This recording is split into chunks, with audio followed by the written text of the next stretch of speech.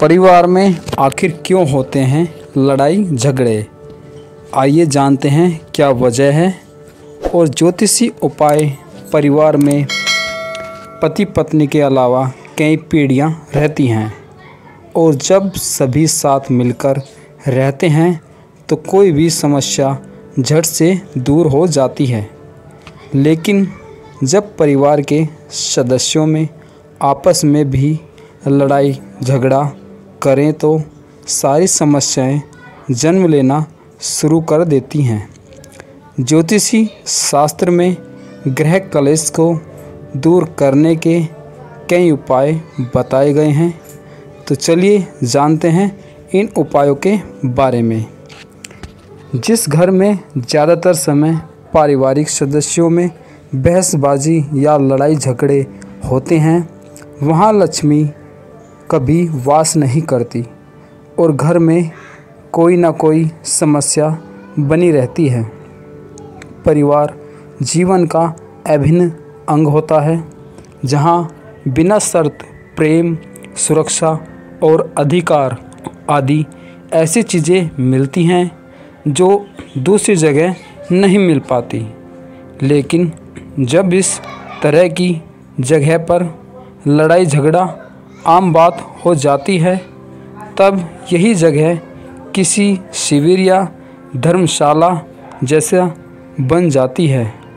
लेकिन ज्योतिषी शास्त्र में पारिवारिक कलह को दूर करने के लिए कुछ उपाय बताए गए हैं। इन उपायों के करने से परिवार में सुख शांति का माहौल रहेगा और माँ लक्ष्मी की भी कृपा बनी रहेगी। आइए जानते हैं पारिवारिक कलह को दूर करने के ज्योतिषी उपायों के बारे में। पारिवारिक कलह के कारण पारिवारिक कलहों के पीछे कोई ठोस वजह तो नहीं होती, लेकिन छोटी छोटी बातों की वजह से ही सुख शांति के माहौल में तनाव फैल जाता है। घर में इस तरह के माहौल से पारिवारिक सदस्यों को मानसिक, शारीरिक और आर्थिक रूप से नुकसान का सामना करना पड़ता है। साथ ही घर के बच्चों पर इसका नकारात्मक प्रभाव पड़ता है। इस तरह ग्रह कलेश के पीछे पितृ दोष या ग्रहों की दिशा मुख्य कारण हो सकते हैं। इसलिए ये ज्योतिष उपाय पारिवारिक कलह को दूर करने में आपकी मदद कर सकते हैं। इस उपाय से दूर होती है नकारात्मक ऊर्जा। ज्योतिष शास्त्र के अनुसार अगर आपके घर में पारिवारिक सदस्यों, पति पत्नी या पड़ोसियों से आए दिन विवाद होता रहता है तो हर रोज़ सुबह नमक के पानी से घर में पोछा लगाएं। ऐसा करने से घर में मौजूद नकारात्मक ऊर्जा दूर होती है और सकारात्मक ऊर्जा का प्रवाह बना रहता है। साथ ही घर के वास्तु दोष में भी कमी आती है। लेकिन ध्यान रखें कि गुरुवार और शुक्रवार को नमक के पानी से पोछा न लगाएं। ऐसा करना शुभ नहीं माना जाता। इस उपाय से ग्रह देते हैं शुभ प्रभाव। ग्रह नक्षत्रों की वजह से भी घर में आए दिन विवाद होता रहता है। इसलिए घर में एक बार नवग्रह की पूजा अवश्य कराएं। ऐसा करने से परिवार में सुख शांति का माहौल बना रहता है और कुंडली में मौजूद सभी ग्रहों की शुभ अशुभ प्रभाव दूर होता है। साथ ही पारिवारिक सदस्यों की उन्नति होती है और सद्भाव बना रहता है। नवग्रह की पूजा में ज्योतिष मार्गदर्शन अवश्य लें। इस उपाय से पितरों का मिलता है आशीर्वाद। अमावस्या या श्राद्ध पक्ष में पितरों को तर्पण भोजन कराएं और हर शुभ कार्य में पितरों को ध्यान अवश्य करें।